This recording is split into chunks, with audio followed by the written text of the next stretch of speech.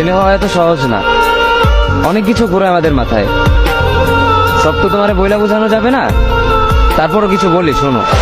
আমরা ছেলেরা বউর সামনে মার সাথে ভালো করে কথা বললে মারা চলে থাকা সন্তান, আবার মার সামনে বউর সাথে ভালো করে কথা বললে বউর গোলাম। নিজের ছেলে মেয়েদের যদি মারি আমাদের দয়া মায়া নাই, আর ওই ছেলে মেয়েদের যদি কিছু না বলি আশকারা দিতেছি।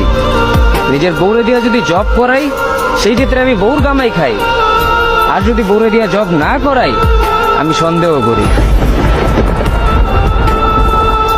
সারাদিন ঘরের বাইরে থাকলে আমরা ভাদাইম্মা, আর যদি ঘরের ভিতরে থাকি তাহলে বেকার, কাজ কাম নাই।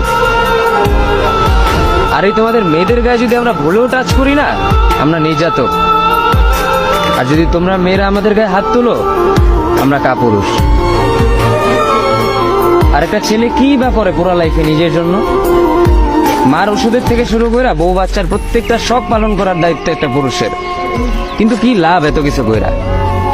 দিন শেষে একটা ভুল করলেই সবাই ভুলা যায় যে কে কি করছে তার জন্য।